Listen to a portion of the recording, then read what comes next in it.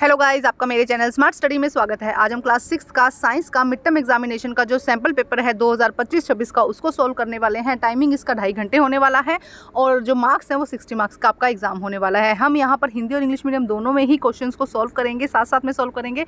इसीलिए मैंने एक नए पैटर्न में क्वेश्चन पेपर बनाया है जहाँ पर हम हिंदी और इंग्लिश मीडियम को सोल्व करेंगे। तो आइए स्टार्ट करते हैं आपका सैम्पल पेपर।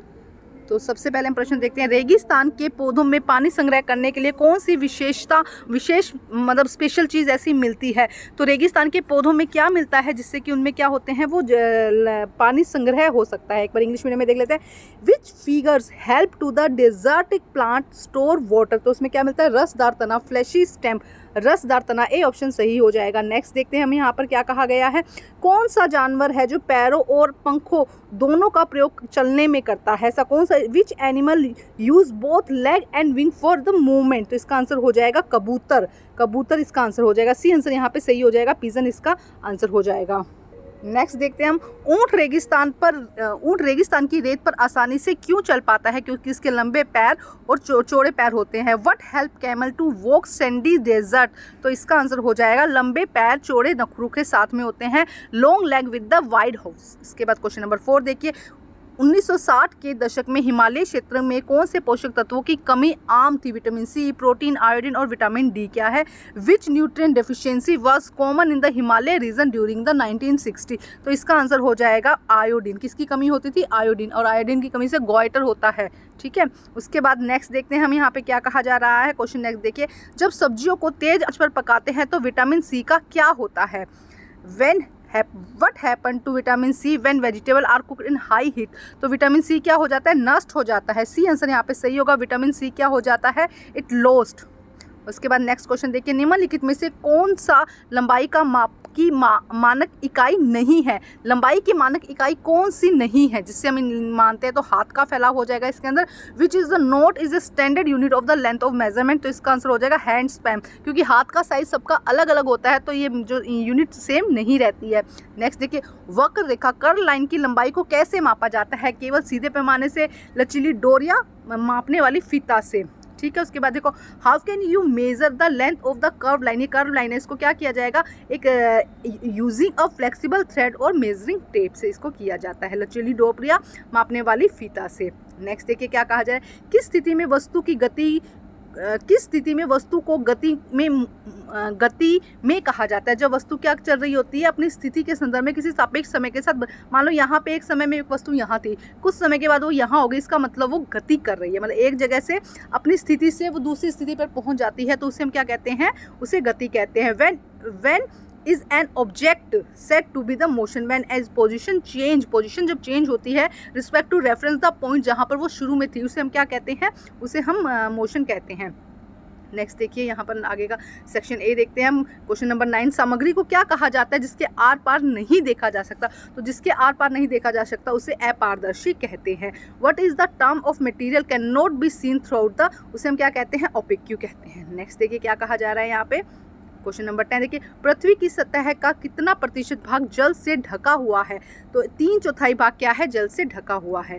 क्या कहा जा रहा है, what % of the earth surface is covered from the water. तो 2/3, 3/3 नहीं आ जाएगा, 2/3, 2/3 पार्ट क्या है, वाटर से कवर्ड है। तो 2/3 यहाँ या 2/3 बी आंसर यहाँ पे करेक्ट हो जाएगा। 2/3 भाग जो है वो पानी से घिरा हुआ है।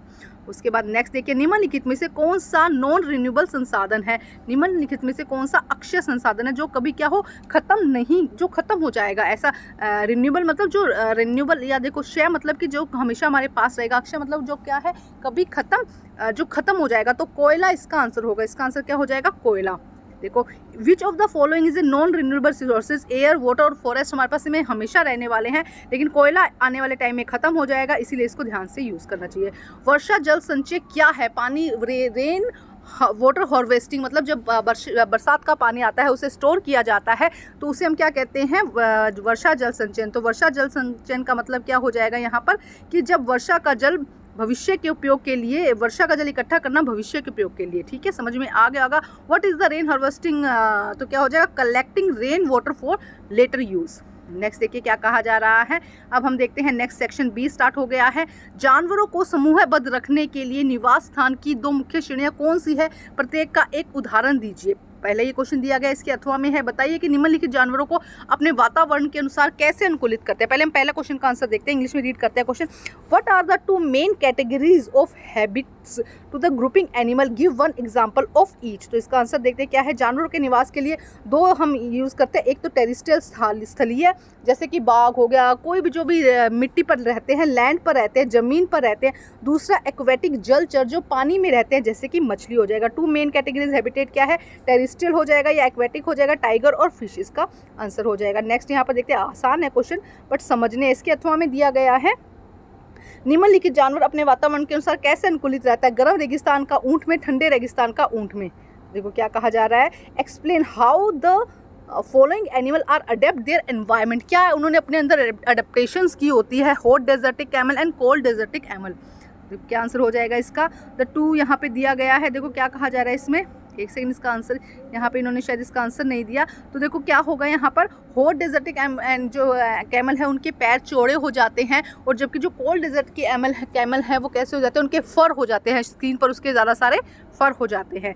नेक्स्ट देखो क्या कहा जा रहा है यहाँ पे, प्रश्न नंबर 3, फूड माइल्स क्या है, फूड माइल्स को परिभाषित कीजिए, उसका महत्व बताइए। Defined food miles, what is the significance of food miles. Uttar, food miles का अर्थ है भोजन को उत्पादन स्थल से उपभोक्ता तक पहुँचाने में तय की गई दूरी, जहाँ से उत्पादन किया, जहाँ पर बना और जहाँ खरीदने वाले के पास में पहुँचता है, तो उसको, उस समय को या उस दूरी को हम क्या कहते हैं, तय की गई दूरी को हम फूड माइल्स कहते हैं। इसका महत्व, इससे पता चलता है कि भोजन को लाने में कितनी ऊर्जा, कितना ईंधन खर्च हुआ है और पर्यावरण पर कितना प्रभाव पड़ा है, कि उसको उत्पादन करने के बाद उसमें कितनी ऊर्जा है, उसको लाने में, ले जाने में, उसके ईंधन में कितना खर्च हुआ है और पर्यावरण पर इसका क्या प्रभाव पड़ता है, पर्यावरण पर इसका कितना प्रभाव पड़ता है। Food mile are refer that distance food travel from the place it production to the consumer. Production से लेके कंज्यूमर तक का जो डिस्टेंस है उसको हम फूड माइल्स कहते हैं। It shows how much energy fuel is consumption in transport and impact of in environment. Next देखिए, पारदर्शी अर्धपारदर्शी वस्तुओं के बीच दो अंतर बताइए। Write any two differentiation between transparent and translucent animal. तो बहुत ही इंपॉर्टेंट क्वेश्चन है ये। पारदर्शी वस्तु ऐसी वस्तु जिसमें आर पार साफ दिखाई देता है, उसे हम पारदर्शी वस्तुएं कहते हैं, जैसे कि कांच। अर्धपारदर्शी वस्तु ऐसी वस्तु जिनमें धुंधला दिखाई देता है, उसे हम अर्धपारदर्शी कहते हैं। धुंधला शीशा हो गया, प्लास्टिक हो गया, है ना, पॉलीथीन हो गया, तो ये इसका आंसर हो जाएगा। Transparent object that things can be seen clearly through them is glass हो जाएगा। Transparent object things appear burn and unclear through them it is a force glass या प्लास्टिक पॉलीथीन हो जाएगा। Question number 5, Akshay non renewable संसाधनों को सीमित क्यों माना जाता है। अक्षय और अनक्षय संसाधनों के बीच में कोई दो अंतर बताइए। तो नॉन रिन्यूएबल संसाधनों को सीमित क्यों माना जाता है, क्योंकि ये कुछ समय के बाद में क्या हो जाएंगे, खत्म हो जाएंगे, जैसे कि कोयला, पेट्रोलियम, एक समय के बाद में ये क्या हो जाएंगे, खत्म हो जाएंगे, इसीलिए इसको क्या माना जाता है, सीमित माना जाता है। देखो क्या है यहाँ पे, why are the non renewable resources consider infinity. क्योंकि क्या कहा जाता है, अनक्षय संसाधन जैसे कि कोयला, पेट्रोलियम सीमित माने जाते हैं, क्योंकि वो धीरे धीरे बनते हैं और मनुष्य द्वारा तेजी से उपयोग किए जाते हैं, और आने वाले समय में ये क्या हो जाएंगे, खत्म हो जाएंगे इसी कंडीशन में अगर रहता है, तो इसीलिए इन्हें अक्षय संसाधन कहा जाता है। Non renewable resources like coal, petroleum are consider infinity because they lack million of years. बनने में उनको मिलियन ऑफ ईयर का टाइम लगता है, इनमें exhausted due to the fast human consumption. उसके बाद यहाँ पे एक क्वेश्चन और यहाँ दिया गया है, जिसका और है, right any two differentiation between renewable and non renewable resources. तो रिन्यूएबल को हम रिन्यू कर सकते हैं, ये सीमित लिमिटेड नहीं है, जबकि नॉन रिन्यूएबल क्या है, लिमिटेड है और ये जल्दी खत्म हो जाएंगे।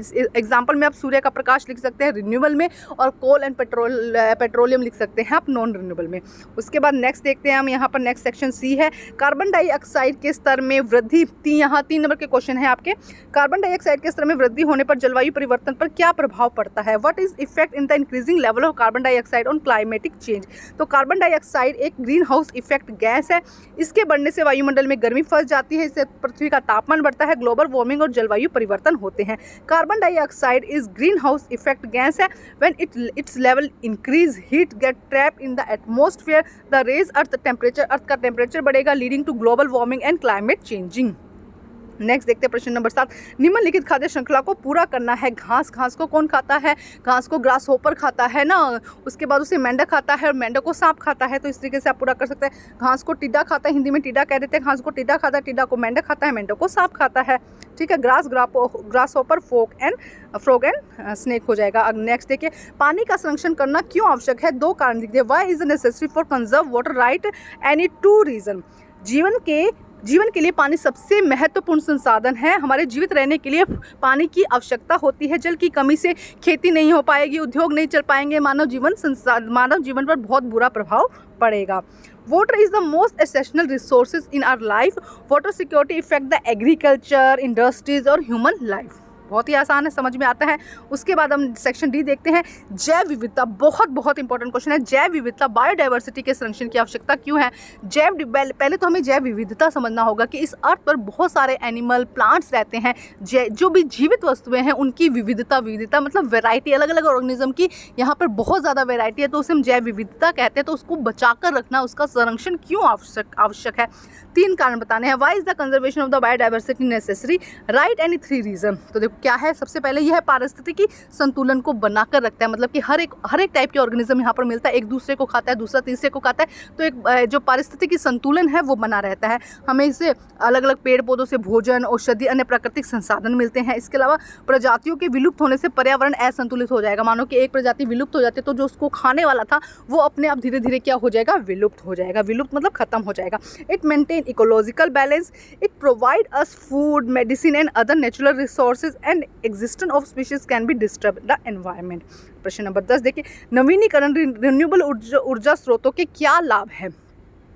Right the advantage of the renewable resources of energy.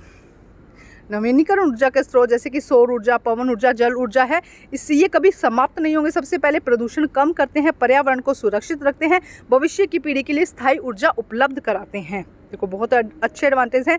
They never get exhausted, कभी खत्म नहीं होंगे। They cause very little pollution, they keep the environment safe, they provide sustainable energy for the future generation. उसके बाद प्रश्न number 11, स्वच्छ जल का महत्व बताइए। यदि हमें पर्याप्त स्वच्छ जल न मिले तो जीवन पर क्या प्रभाव पड़ेगा? Explain the importance of clean water, what will happen if life we do not get even clean water. स्वच्छ जल हमारे लिए अत्यंत आवश्यक है। यह खाना खाने, खाना पीने, पकाने, खेती, उद्योग सभी के लिए ज़रूरी है। अगर स्वच्छ जल न मिले तो बीमारियां फैलेगी, कृषि प्रभावित होगी, भोजन की कमी होगी, मानव, पशु, पादप जीवन जो प्लांट्स हैं वो सब क्या हो जाएंगे? संकट में आ जाएंगे। Clean water is very important for our life. It is need for the drinking, cooking, farming and industry. If we do not get the clean water, अगर सही पानी नहीं, देखो क्वेश्चन को समझो और अपने शब्दों में आंसर लिख दो। डिजीज़ आ जाएंगी, disease will spread, agriculture will suffer and there will be food shortage, human, animal and plant life is shortage. उसके बाद ई है, यहाँ पे एक पैराग्राफ दिया जाता है, उसके बाद उसके क्वेश्चन आंसर होते हैं। तो रीड करते हैं फिर उनके आंसर्स देखेंगे हम। देखो क्या है, रघु तथा मनी राम चाचा विद्यार्थियों को वर्षा के बाद प्राकृतिक भ्रमण पर ले गए। उन्हें विभिन्न पौधों और जानवरों को देखा तो ऊंचाई और तनों के आधार पर पौधों को 2 समूह में बांटा। आम और गुलाब को किस समूह में रखेंगे? आरोही और रेंगने वाले पौधों को किस समूह में रखेंगे? देखो क्या है, 1 मिनट। तो क्या कहा जा रहा है, आम और गुलाब को आप किस समूह में रखेंगे? आरोही जो क्लिम्बर जो तने का सहारा लेकर, दूसरे का सहारा लेकर ऊपर की तरफ चढ़ते हैं, और क्रीपर जो रेंग कर चलते हैं, उनमें अंतर बताइए। तो देखो क्या कहा जा रहा है, रघु एंड मैनियन चाचाज to student to natural walk for the rain, they observe different plant, write the 2 group of the base of their height and stem के अकॉर्डिंग उनके बताना है। Which group will be place mango and rose, differentiate between climber and creeper. तो देखो पहले 1 second, देखो हमें answer देखते हैं। सबसे पहले देखो यहाँ पर, यहाँ से देखो पहले का आंसर क्या है, पौधों के 2 समूह कौन से होते हैं? पौधों के 2 समूह कौन से होते हैं? एक होता है पेड़ और एक होता है झाड़ियाँ। एक होता है पेड़ और दूसरा क्या होता है? झाड़ियाँ। सेकंड, आम क्या है? पेड़ है। गुलाब कैसा है? झाड़ी है। आरोही जिनके तने पतले और कमज़ोर होते हैं, सहारा लेकर ऊपर चढ़ते हैं, जबकि रेंगने वाले जो भूमि पर फैलते हुए बढ़ते हैं, ऊपर नहीं चढ़ते। जो इस तरीके से चलेगा वो क्या हो जाएगा? क्रीपर हो जाएगा। और जो इस तरीके से बढ़ेगा वो क्या हो जाएगा? यहाँ जैसे मनी प्लांट और ये सब क्या हो जाएंगे? कमज़ोर तने हैं, सहारा लेकर ऊपर बढ़ते हैं, तो ये क्या हो जाएंगे? क्रीपर हो जाएंगे, आरोही हो जाएंगे। 2 group of plants, tree and शब्स। Mango tree है, रोज शब्द है, जो रोज है वो शब है। Climber plant that week stem that climb with support, and creeper plant that spread on the ground and do not climb. उसके बाद प्रश्न नंबर 13 देखते हैं। विद्यालय बस में एक बैठकर भ्रमण करने जा रहे थे विद्यार्थी। दूसरे विद्यार्थी बाहर से उन्हें देख रहे थे। क्या बस के अंदर बैठे विद्यार्थी दूसरे विद्यार्थी के सापेक्ष में गति में है? बस के अंदर वाले गति कर रहे हैं पूछ रहा है। सेकंड में क्या पेड़ों के सापेक्ष गति में है? एंड थर्ड, गति निर्धारण के संदर्भ में बिंदु का महत्व समझाइए। क्वेश्चन समझो। कुछ स्टूडेंट अंदर बैठे हैं, कुछ स्टूडेंट बाहर बैठे हैं गाड़ी के अंदर। जो बस के अंदर बैठे हैं क्या वो गतिशील हैं? सेकंड, क्या पेड़ों के सापेक्ष वो गतिशील है? या गति निर्धारण के संदर्भ में बिंदु का महत्व समझाइए। एक बार इंग्लिश मीडियम में भी रीड कर लेते हैं। Student were going on exit in a bus. Some students observe that outside. Are the passenger in motion in the respect of each other? They are in motion with the respect of tree outside. Explain the importance refer point in the determining motion. देखो, नहीं, यात्री एक दूसरे के सापेक्ष स्थिर हैं, मतलब बस के अंदर जो बैठे हैं वो सारे क्या हैं? स्थिर हैं। लेकिन अगर हमें यहाँ से कोई दिखेगा तो वो ये गतिशील दिखेगा। ठीक है, तो बस के अंदर वाले सारे क्या हो जाएंगे? हमें स्थिर दिखेंगे। हाँ, पेड़ों के, क्योंकि पेड़ बाहर है ना, पेड़ तो एक ही जगह पे है, पेड़ों के सापेक्ष वो क्या है? गतिशील है। गति समझने के लिए संदर्भ बिंदु आवश्यक है। यदि वस्तु की स्थिति में परिवर्तन हो रहा है तो वह गतिशील है। No passengers are on the rest respect to each other. Yes, they are in motion when the respect about the tree के सामने अगर देखेंगे तो गाड़ी जो है वो चल रही है। और रेफरेंस पॉइंट इन द क्या है? In the position of an object change the respect of the reference point, it is called the motion. Next देखते हैं क्वेश्चन नंबर 14। गुल्लन की माँ को शिकंजी बनाई और चीनी और नमक में पानी में घुल गए। चीनी और नमक पानी में क्यों गायब हो गए? इससे उनकी घुलनशीलता के बारे में क्या पता चलता है? क्या रेत में भी ऐसी घुलनशीलता पाई जाती है या क्यों नहीं?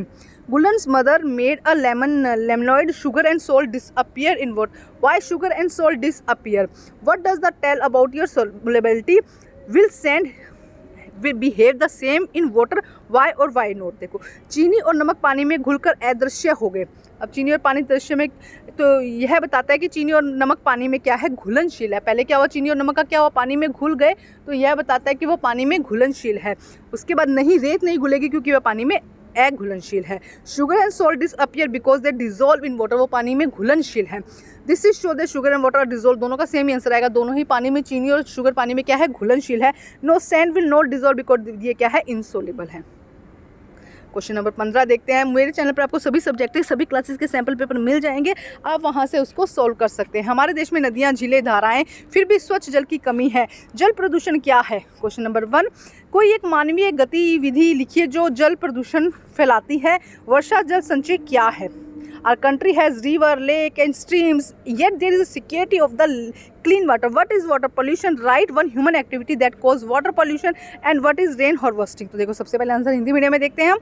जब एक हानिकारक पदार्थ को पानी में मिलाकर उसका उपयोग करने के लिए नहीं रहता, मान लो कोई कचरा है जो पानी में मिला दिया है, नदी में, रिवर में मिला दिया है, तो वो पीने योग्य नहीं रहता, तो उसे हम जल प्रदूषण कहते हैं। कारखानों का गंदा पानी जब नदियों में छोड़ा जाता है तो उससे जल प्रदूषण होता है। वर्षा जल का संचय का अर्थ होता है कि वर्षा के पानी को इकट्ठा करके भविष्य के लिए उपयोग में लाया जाए। इंग्लिश मीडियम में देख लेते हैं एक बारी हम। When harmful substance, chemical, waste, dirt mix with water and make it unfit for use, it is called water pollution. Discharge of factory waste या hospital waste, उसको हम क्या कहते हैं? इनटू रिवर में जब कर दिया जाता है तो उसे हम वाटर पोल्यूशन कहते हैं। Rain water harvesting mean collecting and storing rain water for the future uses. तो ये हमारा सैम्पल पेपर है जिसको ईजी शब्दों में मैंने आपको समझाया है। तो आप मेरे चैनल पर सब्सक्राइब ज़रूर कर लीजिएगा और सभी सब्जेक्ट के सैम्पल पेपर और क्वेश्चन पेपर, लास्ट ईयर के क्वेश्चन पेपर आपको मिल जाएंगे। आप वहाँ से तैयारी ज़रूर अच्छे से कर लीजिएगा। Thank you guys.